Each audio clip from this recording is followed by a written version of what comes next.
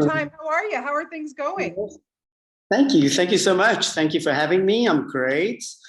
Between sets at the moment, but this is what we do. Yeah, this is what you do. This is what you do. Well, listen, I'm from Toronto, so I have to talk about TIFF first of all. How exciting is it for you guys to be bringing this movie internationally to Toronto? Bonnie, I can't even explain. I mean, I think we're all still sort of reeling. It hasn't set in yet. For me, I'm like, once we touch down and set foot on Toronto grounds, and I think only then will it sort of make sense and sort of really hit home.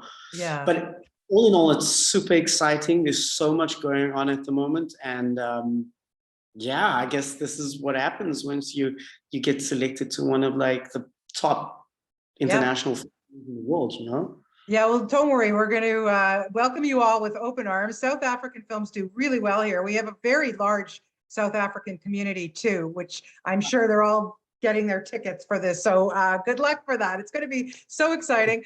I love the film. Who doesn't love a good heist movie, huh? Do you have one that kind of sticks in the back of your mind going, yeah, that one was my fave? Absolutely. No.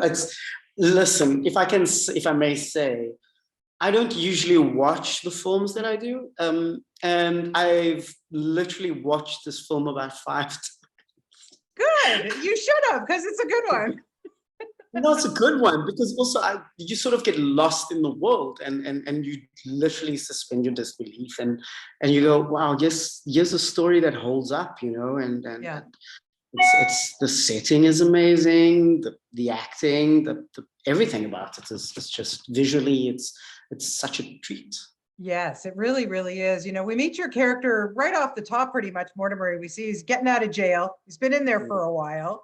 So he knows what to expect if he has to go back in, like, you know, but yet he is willing to help out with this plan. What do you think that is? Why does he take this chance? Look, I think his main motivation is that his best friend comes home and he would do whatever it takes to keep him there.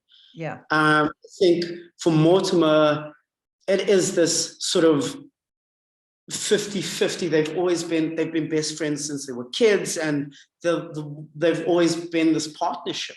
Yeah. And for the last 10 years, while Jerome went off to find a life in Johannesburg or in another city, Mortimer's continued, lived in this world, in this community where he's had to do whatever it takes to either bring food to the table, make money. And in his soul, I think Mortimer is a hustler. He's a man with a plan. He's going to find the next gig, the next hustle, the next fix. Right. And when Jerome comes back home, I think the only thing he wants to do is to keep his friend here. You know, he doesn't see another life without his friend, or the next 10 years without his friend.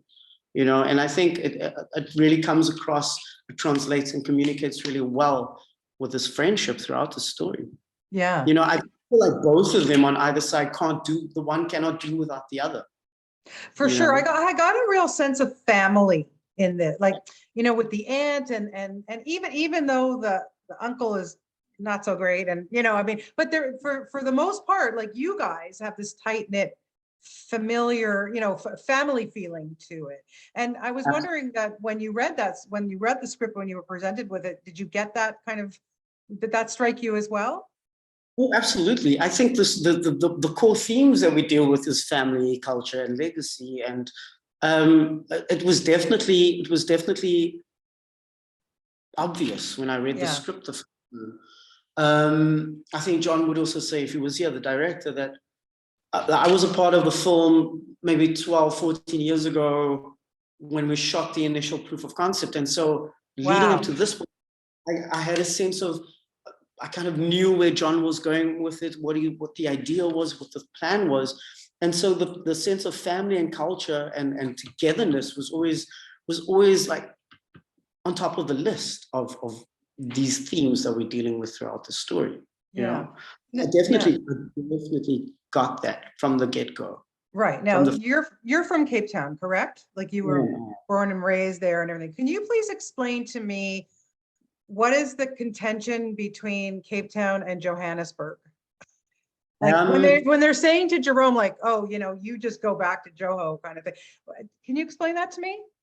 Well, I guess Cape Town and Johannesburg are completely, I mean, we're 2 hour flight away, but it's completely different, completely separate worlds. If you come to Cape Town, it's sort of laid back. Everything you see in this film, from the music to the rhythm, to the people, to the culture, to the food, it's completely, it has its own sort of brand and place. Right. You go to Johannesburg, that's where the hustle and bustle happens. It's sort of like New York on steroids. That's where the money is. That's where, if you're a hustler, that's where you go. You know, if you want to make this independent life for yourself, that's where you go. Yeah. Cape Town still definitely maintains this sort of family, community, you know, it's a village to raise a kid. And that's, you know, so it is completely polar opposites. Even though we all identify as South Africans, but if I said to someone from Joburg, oh, I'm from Cape Town, they'd be completely like, okay, you're from Cape Town. Right.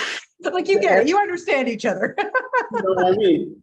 And as they say, in Cape Town, it takes 9 months to get things done. That's why it's called the mother city. So, you know, I get it. That in itself should explain a lot. And whereas Joburg is, it's go-getter, you know, you could plan something today and by tomorrow it'd be done. Right. You know, so I mean, if you were to compare it to the States, it is very much this thing of like the comparison between New York and LA. Right. You know? Right. That's what I was going to say. That's where I'm getting that feel. So yeah. Okay. Thank you for doing that. I appreciate that. So this, of course, the heist takes place during this one time of the year where there's this minstrel carnival. It's so, you know, vibrant, and the music, like you said, the music in this was so good. I wanted more of it. Honestly, it was so enjoyable. But being from Cape Town, like, have you ever experienced that? And was this shot during the real parade, or was it staged?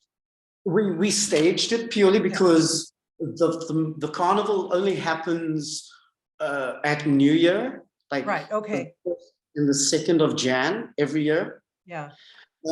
We had to stage it obviously because we shot, I think, 3 months prior to that all happening. Right. But this is what happens. Everything that you saw in the film is exactly the way it would go down. There'd be rehearsals leading up to it. I was saying earlier that once the carnival stops on the 2nd or the 3rd of January, everybody goes back to planning for the next year's carnival. Wow. So it was 365 is the planning sort of schedule that happens for the entire year. Yeah. And every family, every team, every troop lives for and builds towards the sort of the culmination of New Year's Eve. Amazing. We're out here looking colorful, looking great, and sounding amazing. Yeah, so, it's kind of had that Mardi Gras feeling to it. It's like with the costumes and the music. Yeah. And that's what Cape Town is. It's and not a lot of people know that we have a sort of Mardi Gras festival type thing annually. Right. And it was great to be able to sort of bring that or bring that to screen, but also bring it to the world. Right. You know, and introduce them to a slice of Cape Town and a taste of Cape Town. Yeah, it's fantastic. So you've had the opportunity now to leave South Africa, obviously, and work on some other productions. And you had a small role in The Crown. Love that series. You were in Tomb Raider. I mean, you've been in so many things. What is it about, you know, leaving your country and you want to stay devoted, you want to make films where you're from, obviously, and bring up that culture, but sometimes you have to move on, you know? Was it hard for you to like kind of leave South Africa and say, okay, no, I'm going to make films or shows or whatever elsewhere? Is that a tough decision? For me, to be honest, no. Yeah. Yeah. I see myself as a somewhat of a gypsy, because I do believe that we're in the industry of we have to go, especially in South Africa, you have to go where the work is, right? So for me, it wasn't a hard decision to make, but part of that decision was I enjoy leaving South Africa. I enjoy leaving Cape Town to find my place in the world and then come back and sort of share my global experience, if you will, and give back in that way somewhat, you know. Yeah. So it wasn't hard. I do feel like it is important to give back, and a lot of what I've done before, I feel like I've come back as a better person, a better actor, a better performer, sort of life lived, if you will. Absolutely. You know? Yeah. So what are you working on now? Can you tell us, or is it a big secret? No, it's no secret. I'm Okay.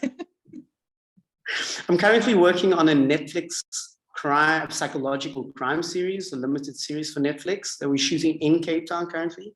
Nice. I've been living in Johannesburg for the past maybe 3 years again.